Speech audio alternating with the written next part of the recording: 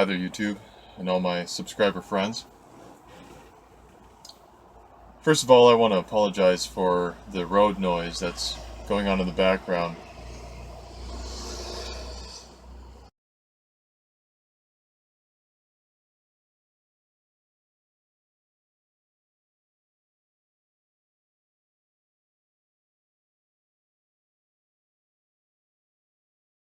I am sitting in the parking lot of the downtown Renton Amco.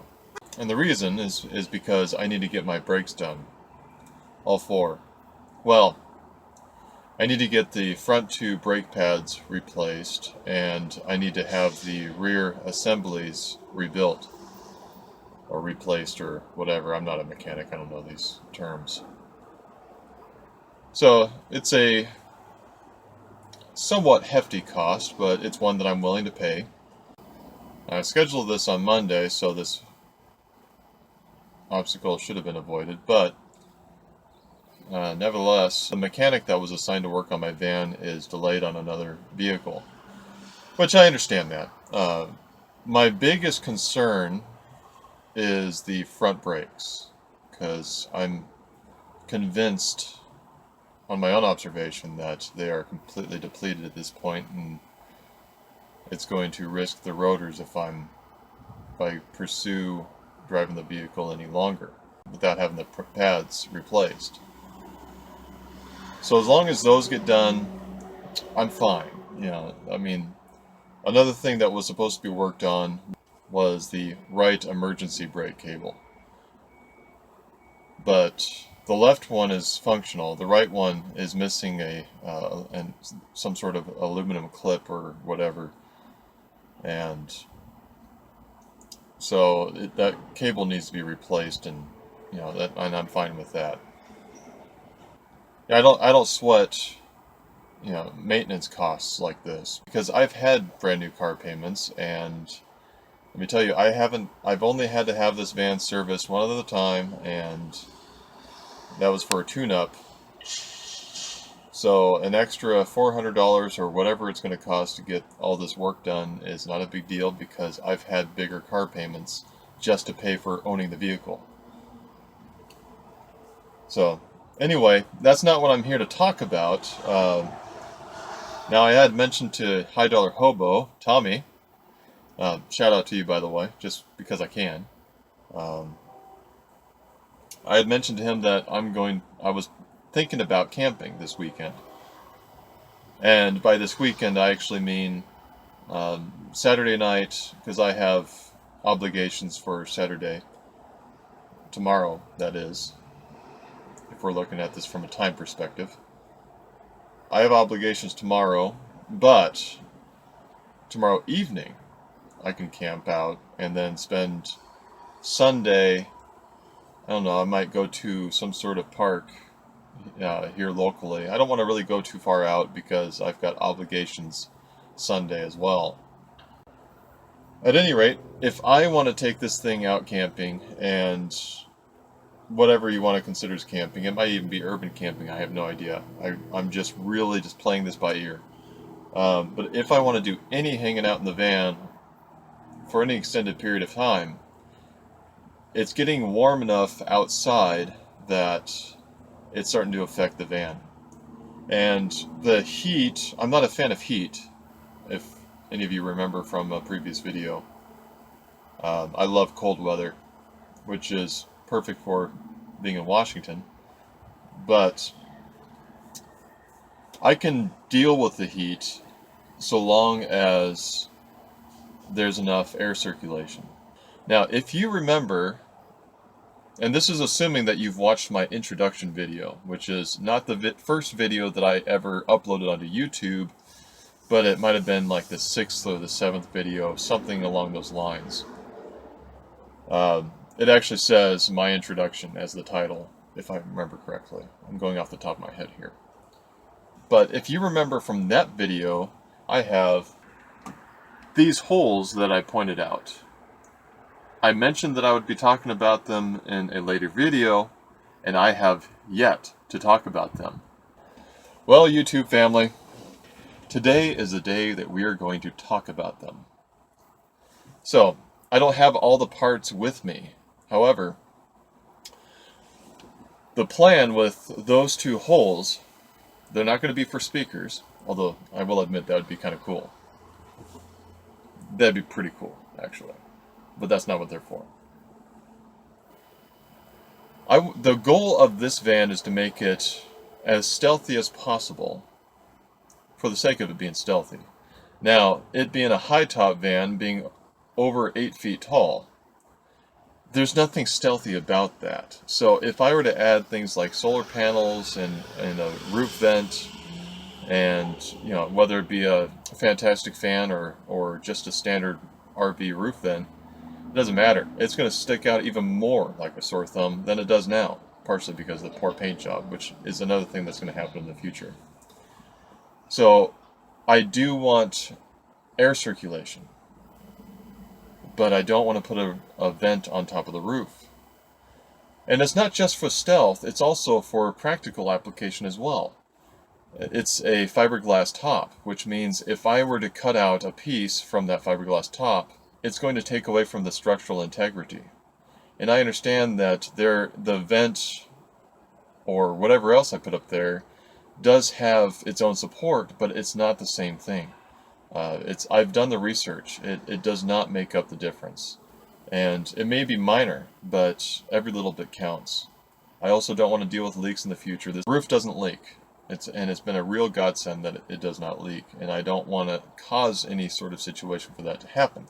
So, I've never seen this done in any other van build that I've ever seen, but as I was working on this insulated bulkhead, I thought to myself, the passenger side of the bulkhead would be a great place to install some ventilation fans.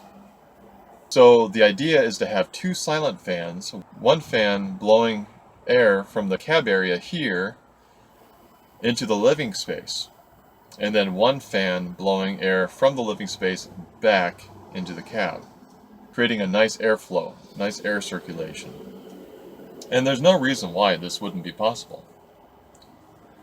The nice thing is I'd be able to use just these vent windows, or even just these windows right here, just keep them cracked, and I should have plenty of air circulation. Or if I'm out in the middle of nowhere, I can just have both windows rolled down like I do right now, since I'm in the van, and plenty of airflow. Should not be a problem. However, another thing that delayed me was the 220mm CPU fans that I did purchase, and they were silent fans, and trust me, they were quiet. The problem I had with them was the same problem I had with the fireplace enclosure that I had originally built. I knew the airflow was there, but I couldn't feel it. And if you remember from the revealing of my What is Wookie Up To Now series, revealing the new fireplace enclosure, I had mentioned that I like to feel the airflow. And with this project, that is still the case. I want to feel the airflow, not just acknowledge that it exists. I got off a little bit earlier than I originally planned to, because for one thing, I did want to get the brakes done today. I had them scheduled to get done today, but I was anticipating traffic to be a little bit worse than what it actually was, so I had about an extra half an hour to kill.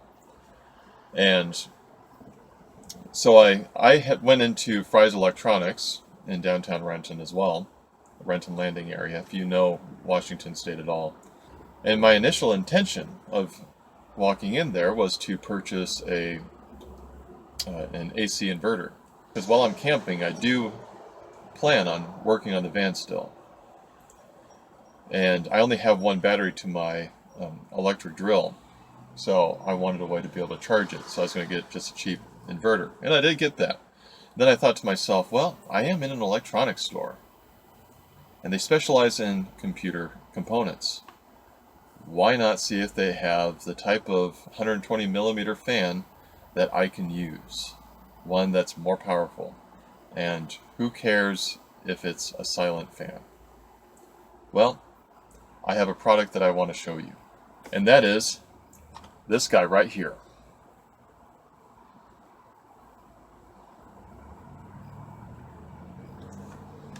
This is a 120 millimeter fan.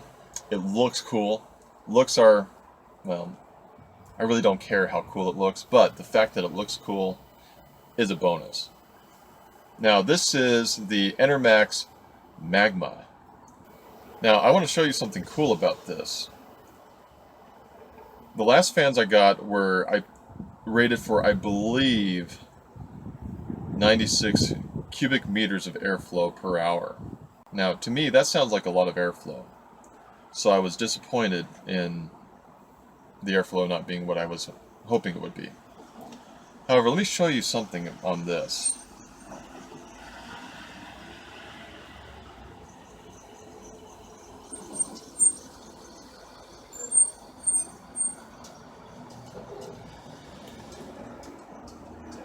Now I'm not sure if you got all that, but this fan right here has 3 different voltage settings built into the fan.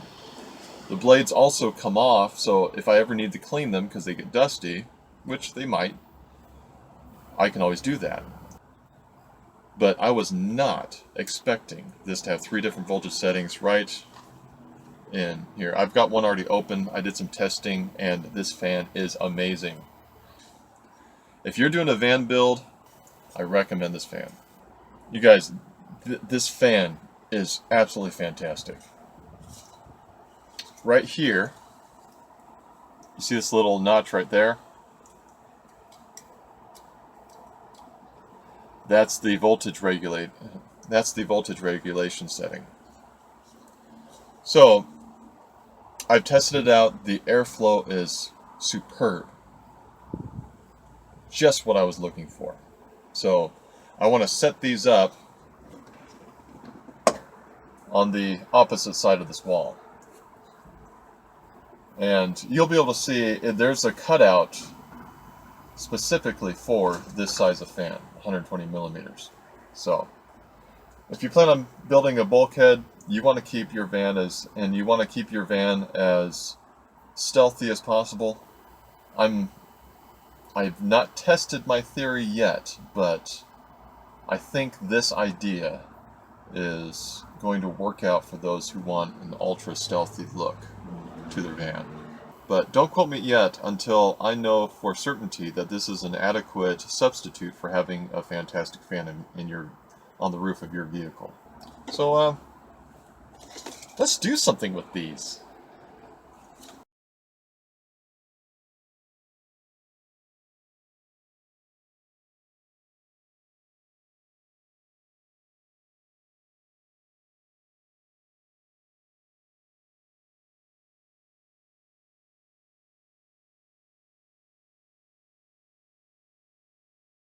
If you're doing a fan build, what is that? Let's do something with these things. I mean,